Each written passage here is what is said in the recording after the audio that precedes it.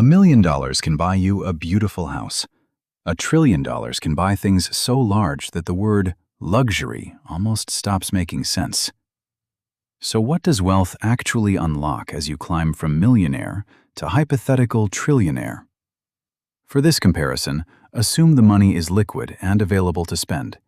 In real life, wealthy people usually hold much of their net worth in businesses, stocks, property, and other investments. Stage 1. $1 million. At $1 million, you are wealthy, but you are not living like a billionaire. In June 2026, the median existing home in the United States sold for about $440,600. So $1 million could theoretically buy 2 typical American homes outright, with some money remaining. Or you could buy 1 expensive home in many parts of the country, several normal cars, travel comfortably, and still maintain an investment portfolio. But spend $900,000 on the house, and suddenly property taxes, insurance, repairs, cars, and everyday expenses start eating into what remains. At this level, the real luxury is not private jets. It is financial breathing room. Stage 2. $10 million. $10 million changes the picture. Now, a multi-million-dollar home becomes realistic without consuming every dollar you own.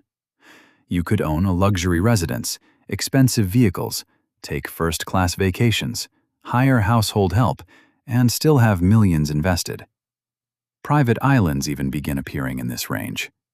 Current island marketplaces include properties priced in the low single-digit millions, although developed luxury islands can cost dramatically more. But there is still a limit.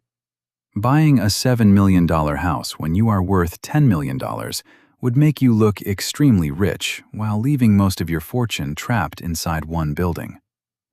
At $10 million, you can live extraordinarily well. You just cannot ignore mathematics yet. Stage 3. $100 million. Now we enter serious ultra-wealth. A Northern California estate sold for $70 million in August 2026, showing the kind of trophy property that becomes possible around this level. Superyachts also enter the conversation. Current listings include large yachts around the $40 million to $50 million range. And then there are private jets. A Gulfstream G700 has been priced around the $75 million plus range, while a 2025 government purchase valued 2 G700 aircraft at $172 million combined. Technically, someone with $100 million could buy one. But owning the aircraft also means pilots, maintenance, fuel, insurance, hangar space, and operating expenses. At this level, buying luxury is easy. Maintaining it becomes its own business. Stage 4. $1 billion.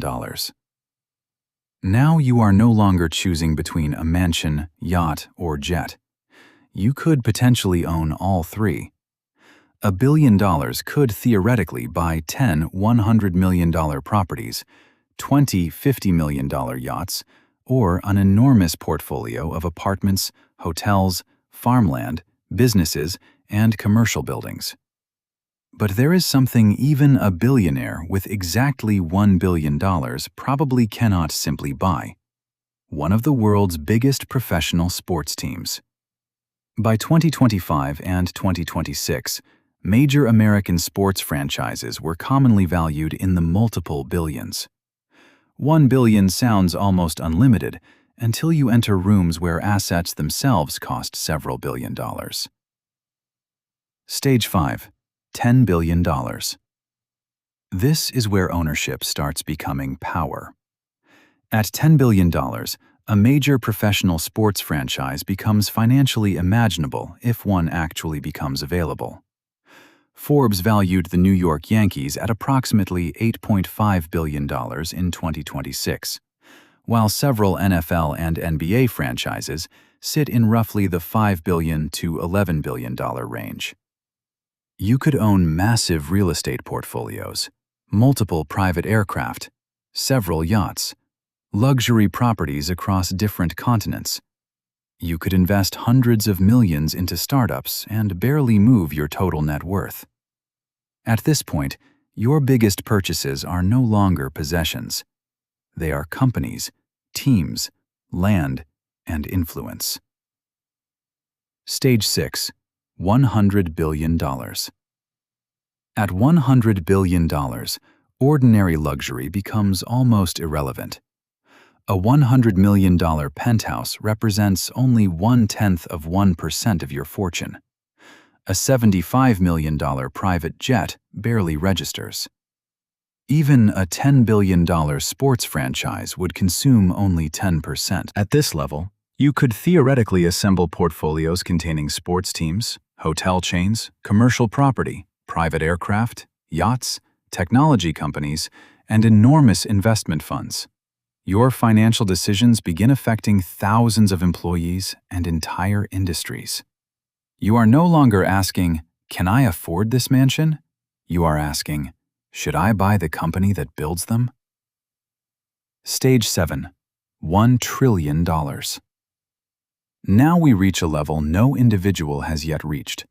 As of August 12, 2026, Forbes' real-time billionaire ranking placed the world's richest person at roughly $826 billion, still below $1 trillion. $1 trillion is 1 million millions. At the June 2026 median U.S. existing home price, $1 trillion is mathematically equivalent to the purchase price of more than 2 million typical American homes. You could theoretically buy 10,000 $100 million penthouses.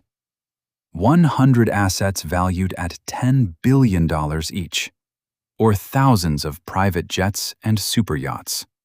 Of course, reality would stop you long before the mathematics did. Those assets are not all available for sale. Enormous acquisitions require negotiations and regulatory approval, and attempting purchases on that scale would move prices dramatically. And that is what makes $1 trillion different. At 1 million, money buys comfort. At 10 million, it buys luxury.